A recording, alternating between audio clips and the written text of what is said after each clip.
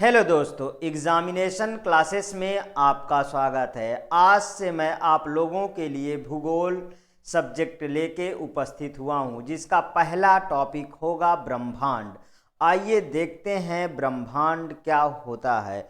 ब्रह्मांड के बारे में कई वैज्ञानिकों ने अपने अलग अलग मत प्रस्तुत किए हैं, जिसमें मैं 3 वैज्ञानिकों का नाम डिस्कस करूंगा जो कि बहुत ही पॉपुलर हुए थे। चलिए देखते हैं वो 3 वैज्ञानिक कौन से हैं। जैसे पहला ऑटो स्मिथ, पहले हैं ऑटो स्मिथ।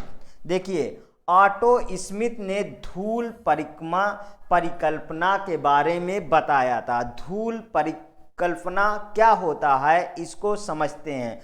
ऑटो स्मिथ की अंतरातक धूल परिकल्पना यह कैसे थे, एक रूसी वैज्ञानिक ऑटो स्मिथ ने 1943 ईस्वी में दी गई इस परिकल्पना में ग्रहों की उत्पत्ति गैस व धूल कणों से मानी गई। मतलब इनके अनुसार जो ब्रह्मांड की उत्पत्ति हुई है वो गैस और धूल के कणों से हुई है। तो इन धूल परिकल्पना कौन किए थे? ऑटो स्मिथ ने किए थे। चलिए दूसरे देख लेते हैं, लाप्लास।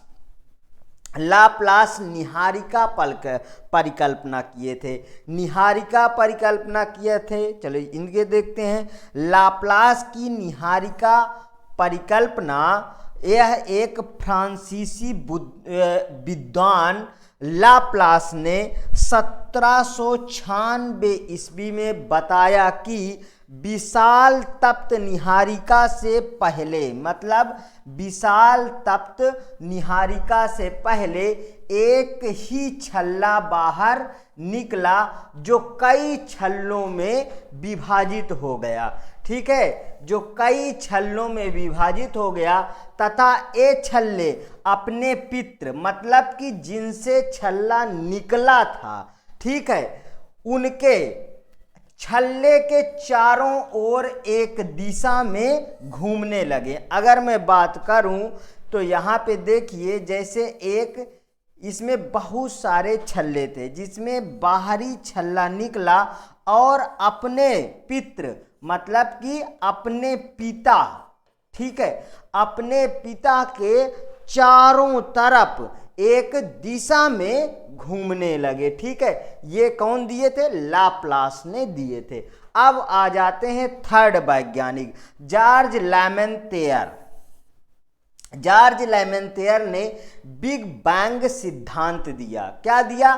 बिग बैंग सिद्धांत। हाँ दोस्तों, बिग बैंग सिद्धांत, जिसके बारे में आप भली भांति पहले से ही परिचित हैं। सबसे मोस्ट पॉपुलर एवं मोस्ट प्रिफरेंशिएबल बिग बैंग सिद्धांत ही है। जो आज हम मानते हैं वो बिग बैंग सिद्धांत को ही मानते हैं।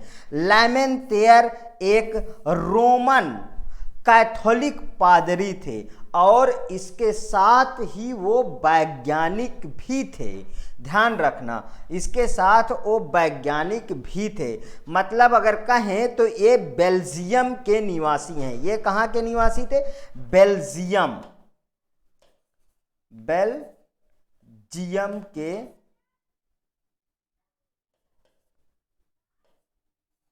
बेल्जियम के निवासी थे। कहाँ के निवासी थे भैया? बेल्जियम के निवासी थे। ठीक है, इनके अनुसार 15 अरब वर्ष पहले, 15 अरब वर्ष पहले एक सघन पिंड के रूप में, एक सघन पिंड के रूप में था। इसमें एक महाविस्फोट हुआ। महाविस्फोट होने के बाद ब्रह्मांड में फैल गया। कहाँ फैल गया? ब्रह्मांड में फैल गया। एक गलत लिखा है, ब्रह्मांड में फैल गया। ठीक है, अब देखिए, एक सघन पिंड था, उसमें महाविस्फोट हुआ और उस विस्फोट के बाद चारों तरफ इधर उधर सब फैल गया और वो फैलाव लगातार चलता रहा, ठीक है, जो आज तक चल ही रहा है। मतलब कि कहें तो इसमें एक अपार एनर्जी थी जो आज भी खत्म नहीं हुई और उसका फैलाव लगातार चलता ही चला जा रहा है। ना इसका कोई छोर है और ना ही इसका कोई अंत है, उसे हम ब्रह्मांड कहेंगे। ठीक है, देखिए ब्रह्मांड का लगातार विस्तार हो रहा है। ब्रह्मांड महाविस्फोट के बाद कई गैलेक्सी में विभक्त हो गया। एक कहानी टाइप में लग रहा है क्या? हाँ दोस्तों, एक कहानी टाइप में ही लग रहा है। कई गैलेक्सियों में विभक्त हो गया। अब ये अलग अलग अपनी गैलेक्सी का अलग ही रोल है। अब समझते हैं गैलेक्सी क्या होती है। देखिए दोस्तों, सबसे पहले मैं बताता हूँ गैलेक्सी क्या होती है। ठीक है, देखिए यहाँ पे एक मान लीजिए कि ये पिंड है, ठीक है, इसको क्या कहेंगे? इसको कहेंगे बल्ज। क्या कहेंगे? इसको बल्ज कहते हैं। क्या कहते हैं? बल्ज कहते हैं। मेरे साथ दोस्तों बिल्कुल से याद करते चलिए, जिससे कि आपको पेपर में कोई भी दिक्कत ना उठानी पड़ी। हाँ, अगर सारे मेरे वीडियो आप लगातार देखेंगे तो इससे ज़्यादा आपके सुपर टेट एग्ज़ाम में नहीं पूछे जाएंगे। और सुनिए, सुपर टेट चलिए ठीक है, और एग्ज़ामों के लिए भी ये वीडियो बहुत ही मोस्ट प्रिफरेंशिएबल एवं बहुत ही अच्छा रहेगा और बहुत ही इससे क्वेश्चन पूछे जाएंगे। चलिए देखते हैं। देखिए इसे क्या कहा मैंने क्या बताया? इसे बल्ज कहते हैं। एक गैलेक्सी के केंद्र को क्या कहेंगे? बल्ज कहेंगे। एक गैलेक्सी के केंद्र, ठीक है, को कहते हैं। ठीक, अब देखिए अगर तारों के घनत्व तो ज्यादा हैं तो उनको क्या बोलेंगे? बल्ज कहेंगे। इसे भी समझिए और इसे भी लिखिए।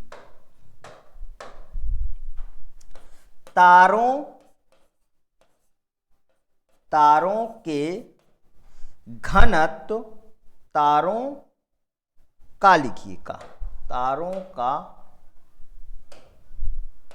घनत्व, तारों का घनत्व ज्यादा होता है, ज्यादा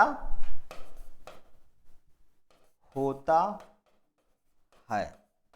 ठीक है, देखिए जब एक सघन रहता है, मतलब कि बल्ज में तारों का घनत्व ज्यादा रहता है और दूर जाने पे तारों का घनत्व क्या होगा? कम होता है। ठीक है, एक केंद्र के चारों तरफ चक्कर लगाते अरबों तारों के समूह को क्या बोलते हैं? गैलेक्सी बोलते हैं। नोट कर लीजिए दोस्तों, बहुत अच्छा यहाँ पे मैंने ये लाइन लिखी है कि एक केंद्र के चारों तरफ चक्कर लगाते अरबों तारे, अरबों तारों के समूह को क्या बोलते हैं? गैलेक्सी बोलते हैं। ठीक है, चलिए ये समझ में आया। अरबों तारों के समूह को क्या बोलते हैं? गैलेक्सी बोलते हैं। अब नेक्स्ट डिस्कस करते हैं कि नहीं, अभी मैं एक पॉइंट इसमें बताता हूं कि देखिए एक गैलेक्सी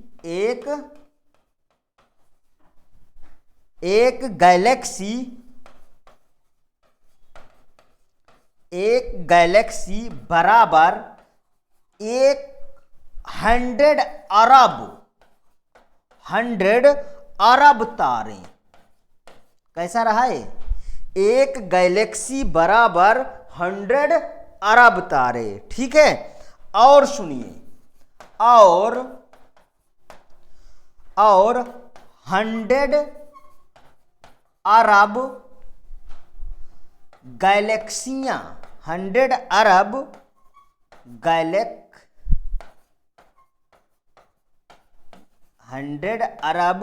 गैलेक्सियां हैं। समझ में आया? एक गैलेक्सी बराबर 100 अरब तारे और इसमें 100 अरब गैलेक्सियां हैं। अब चलिए नेक्स्ट टॉपिक पे चलते हैं। नेक्स्ट क्या है हमारा? आकाश गंगा। आकाश गंगा किसे कहते हैं? आकाश गंगा, इसी का दूसरा नाम मंदाकिनी भी इसे बोलते हैं। चलिए देखते हैं आकाश गंगा क्या होता है। ब्रह्मांड के 100 अरब गैलेक्सियों में से एक गैलेक्सी है, ठीक है। ब्रह्मांड के 100 अरब गैलेक्सियों में से एक गैलेक्सी है, वो क्या है? आकाश गंगा मंदाकिनी। उसे क्या बोलेंगे? आकाश गंगा बोलते हैं। हमारा सूर्य जिस गैलेक्सी में स्थित है उसे हम क्या बोलते हैं? आकाश गंगा बोलते हैं, ठीक है। अब देखिए यहां पे मान लीजिए हमारा इस गैलेक्सी में सूर्य स्थित है, ठीक है। ठीक, अब देखिए अपने 8 ग्रहों के साथ आकाश गंगा के केंद्र का चक्कर लगाते हैं, ठीक है। तो यहां लिख लीजिए, नोट कर लीजिए, अपने 8 ग्रहों के साथ, अपने 8 ग्रहों के साथ आकाश गंगा, आकाश गंगा के केंद्र, आकाश गंगा के केंद्र का चक्कर लगाता है। अब देखिए कौन चक्कर लगाता है, इससे क्लियर हुआ। सूर्य चक्कर लगाता है इस गैलेक्सी का, ठीक है। और कैसे? अपने 8 ग्रहों के साथ चक्कर लगाता है। तो अब बात इसमें आई कि कितने वर्षों में सूर्य चक्कर लगाता है, ठीक है। वो वाला भी पॉइंट लिखिए आप। सूर्य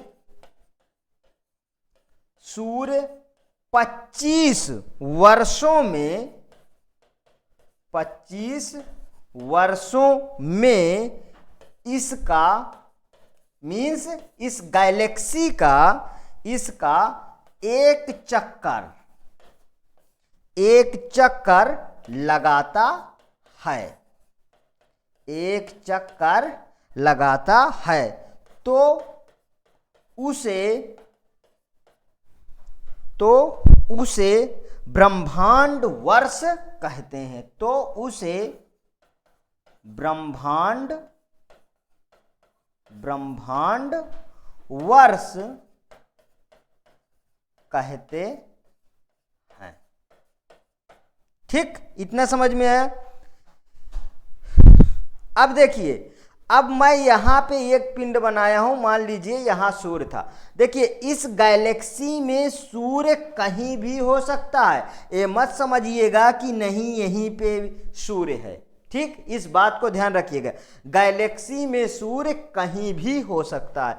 चलिए अब इसके बाद देखिए, आप अक्सर इस चीज को देखे होंगे जो अब मैं लाइन बोलने जा रहा हूं। देखिए ये मैं इस लाइन को कैसे लिखा हूं। अंधेरी रात में सफेद रंग की चादर फैली हुई दिखाई देती है। अंधेरी रात में सफेद रंग की चादर दिखाई देती, मतलब कि मीन्स आप जब आकाश की तरफ देखते हैं तो अंधेरी रात में, मतलब कि अंधेरे में चादर की तरह फैली दिखाई देती है। दक्षिण से उत्तर की ओर वह क्या है? वह ही आकाश गंगा की भुजा है। क्या है? आकाश गंगा की भुजा है। इतना समझ में आया? वो आकाश गंगा की भुजा है, ठीक है। अब देखिए इसे मिल्की वे कहते हैं। क्या कहते हैं इसे? मिल्की वे कहते हैं। आकाश गंगा के सबसे नजदीक वाली दूसरी गैलेक्सी एंड्रोमेडा है। ध्यान रखिएगा, आकाश गंगा के सबसे नजदीक वाली दूसरी गैलेक्सी एंड्रोमेडा है, ठीक। अब देखो इसको, जैसे मैं बोलूं कि एक गैलेक्सी यहां पे थी, ठीक है, तो फिर दूसरी गैलेक्सी यहां पे हो। ठीक है, यही तो हुआ। मान लीजिए ये क्या है, आकाश गंगा है, आकाश गंगा है, तो ये वाली क्या होगी, ये होगी, ये क्या हो गई, एंड्रोमेडा, एंड्रोमेडा होगी। ठीक, मतलब कि दूसरी गैलेक्सी क्या है, एंड्रोमेडा है। इतना समझ में आया। चलिए नेक्स्ट पेज पे चलते हैं। ओरियन नेबुल क्या है, यह समझते हैं। यह आकाश गंगा का सबसे चमकीले तारों का समूह है। आकाश गंगा का सबसे चमकीले तारों का समूह क्या है, ओरियन नेबुल है। ठीक है, एक एक लाइन मैंने ऐड किया है कि कहीं ऐसा ना हो कि कहीं कोई क्वेश्चन स्वेप कर जाए। ठीक है, इसलिए सारी लाइनों को वेरी केयरफुली आप देखिए। देखिए, साइरस या डॉग स्टार क्या है, साइरस या डॉग स्टार।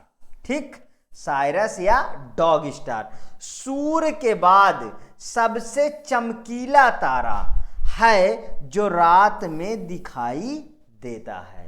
ठीक है, सूर्य के बाद सबसे चमकीला तारा है वो क्या है, साइरस या डॉग स्टार तारा है जो रात में दिखाई देता है। ठीक है, ग्रहों के पास अपना खुद की ऊष्मा नहीं होती। ये सब आप बहुत अच्छी तरीके से पहले से ही कंठस्थ हैं कि ग्रहों के पास अपनी खुद की ऊष्मा नहीं होती। जैसे अगर देखें, हमारा पृथ्वी एक ग्रह है, क्या हमारे पृथ्वी के पास ऊष्मा है क्या, नहीं है। क्या चंद्रमा के पास क्या जैसे पृथ्वी का उपग्रह चंद्रमा है, क्या चंद्रमा के पास कोई ऊष्मा है क्या, नहीं है। एक और दूर मंगल ग्रह, क्या उसके पास कोई ऊष्मा है क्या, नहीं है। ठीक है, ये समझते रहिए। सूर्य का सबसे नजदीकी तारा, सबसे नजदीकी तारा, देखिए 3 क्वेश्चन मैंने बताया है, यही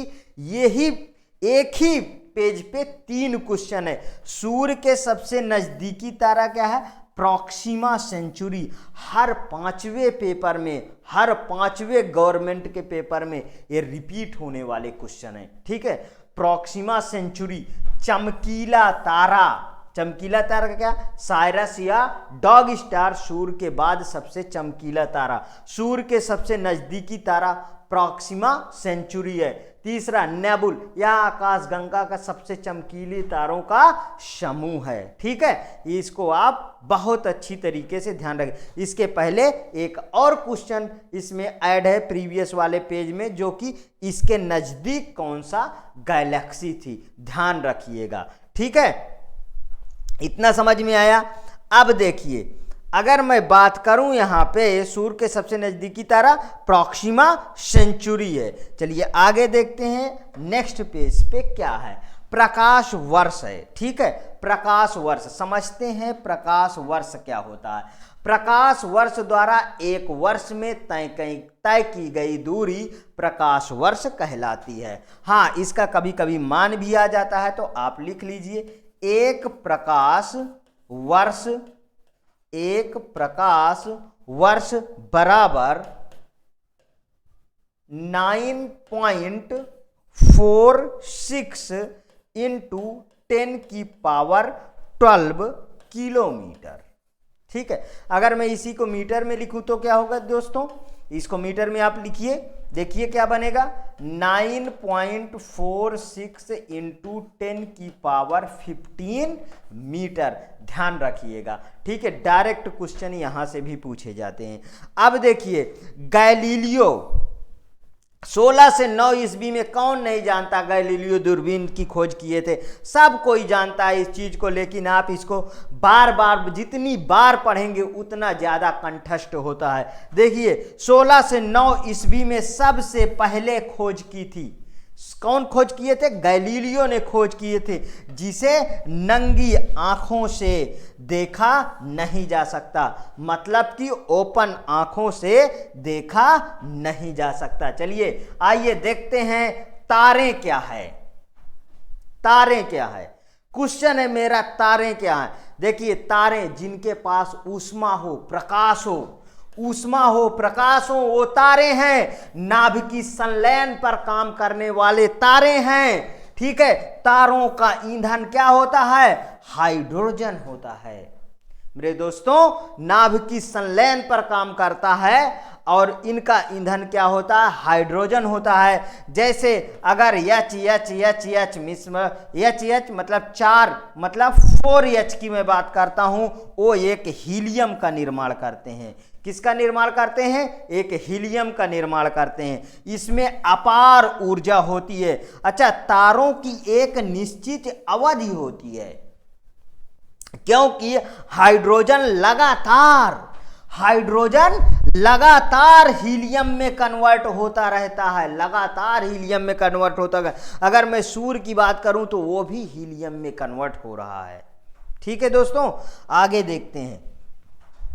तारा जितना बड़ा होगा उसकी उतनी ही जीवन अवधि कम होगा। ये कहीं उल्टा सेंटेंस तो आपको नहीं लग रहा? नहीं दोस्तों, ये बिल्कुल करेक्ट लिखा हुआ है कि तारा जितना बड़ा होगा उसकी उतनी ही जीवन अवधि कम होगी। देखिए, जैसे मैं आकार की बात करूं तो ये दोनों एक दूसरे के क्या हैं? डिपेंडेंट हैं।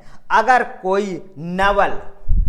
कोई नया न्यू तारे का निर्माण हुआ है तो उसका रंग क्या होगा? नीला होगा। जैसे कुछ कहो कि बहुत सालों बाद उसका रंग सफेद होगा, और जब वो उससे बूढ़ा होगा तब वो पीला होगा, और बूढ़ा होगा तो कैसा होगा? लाल होगा। ठीक है, जैसे आप घर में अपने, इसको लगाइए, सबसे बड़ा है, इसके बाद ये है, फिर इसके बाद ये आता है। ठीक है, जैसे आप घर में एलपीजी गैस खाना बनाने के लिए जलाते हैं, तो उस एलपीजी गैस में जब ये बर्नर को आप स्टार्ट करते हैं तो आप इस बर्नर को आप देखिए, ये जलता है तो कैसा दिखाई देता है? सबसे अंदर नीला दिखाई देता है, उसके बाद सफ़ेद दिखाई देता है, और उससे ऊपर क्या कैसा दिखाई देता? उसके ऊपर पीला दिखाई देता है, और उसके ऊपर लाल दिखाई देता है। अब देखिए, अगर मैं इसकी बात करूं तो ये क्या है? ये तारे, यहां पे थोड़ा सा नोट कर लीजिए, ये तारे जीवन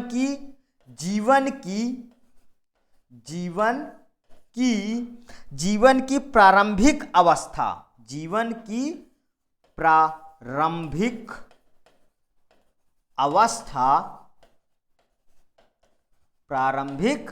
अवस्था में रहते हैं, तो इसमें क्या होगा? ज्यादा ऊष्मा होगी। ठीक है, अब ये लाल वाला कैसा रहेगा? ये तारा जीवन के अंतिम अवस्था में होता है। ये तारे जीवन के अंतिम अवस्था में होते हैं। ठीक है, अवस्था में होते हैं।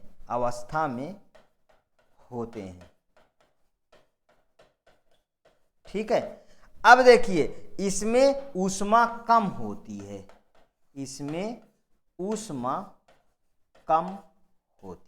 ठीक है। लाल तारे को, ये लास्ट वाला, ठीक है, लाल तारे को क्या बोलते हैं? रेड जायंट बोलते हैं। ठीक है, लाल तारे को रेड जायंट बोलते हैं। जैसे ठंडा होता है, इसका बाहरी सतह फैलने लगता है या फैलते रहता है, फिर इसमें विस्फोट होता है। इसे हम सुपरनोवा विस्फोट कहते हैं।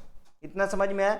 इसे हम सुपरनोवा विस्फोट कहते हैं। ठीक, अब देखिए, व्हाइट ड्राफ्ट, ठंडा तारा, श्वेत वामन, ठीक है, इसी को क्या बोलते हैं? व्हाइट ड्राफ्ट को ठंडा तारा। मतलब कि विस्फोट के बाद जो अवशेष बनता है, देखिए, लाल तारा ठंडा होता है, उसके बाद उसमें विस्फोट होता है, उसके बाद विस्फोट के बाद जो अवशेष बचता है सूर्य के द्रव्यमान के 1.44 गुना से यदि कम होता है तब उसे क्या बोलते हैं? उसे व्हाइट ड्वार्फ बोलते हैं, मीन्स ठंडा तारा बोलते हैं। तब व्हाइट ड्वार्फ तारे का निर्माण होता है। ठीक है, यदि द्रव्यमान के 1.44 गुने की सीमा से अधिक, ठीक है, 1.44 गुने की सीमा से अधिक होने पर वह न्यूट्रॉन तारा या पल्सर तारा, ध्यान रखिएगा, न्यूट्रॉन तारा या पल्सर तारे का निर्माण होता है। न्यूट्रॉन तारा लगातार सिकुड़ता चला जाता है, ठीक है, सिकुड़ता चला जाता है और एक बिंदु पर आकर ठहर जाता है। ठीक है, एक बिंदु पर आकर ठहर जाता है, असीमित घनत्व वाला हो जाता है, मतलब कि इसमें असीमित घनत्व हो जाता है। जब एक बिंदु पे ठहर जाएगा तो उसमें क्या होगा? असीमित घनत्व हो जाएगा और गुरुत्वाकर्षण उसका बढ़ जाता है। ठीक है, और पूरा का पूरा द्रव्यमान ले लेता है, मतलब कि ठोस के रूप में कन्वर्ट हो जाता है। ठीक है, प्रकाश को भी अपने बाहर नहीं निकलने देता है। उसे हम अगर प्रकाश को अपने बाहर नहीं निकलने देता है, मतलब कि उसको क्या बोलेंगे फिर हम? अगर देखिए, उसको हम बोलेंगे ब्लैक होल। ठीक है, और शब्द में उसको क्या, ब्लैक होल के और दूसरा शब्द क्या हो सकता है? कृष्ण छिद्र भी बोलते हैं और उसी को कृष्ण विवर भी कहते हैं। दोस्तों, आज मेरा पहला लेक्चर यहीं तक था। यदि मेरा पढ़ाया हुआ कंटेंट आपको अच्छा लगता है तो प्लीज़ मेरे चैनल को लाइक करिए, सब्सक्राइब करिए और ज़्यादा से ज़्यादा अपने दोस्तों में शेयर करिए, जिससे मैं और अच्छी तरीके से और अच्छा वीडियो लेके आपके सामने प्रस्तुत हो सकूं। हाँ, देखिए, ये same to same content, same to same मेरा पढ़ाया हुआ PDF मेरे टेलीग्राम चैनल से आप प्राप्त कर सकते हैं। ओके दोस्तों, थैंक यू।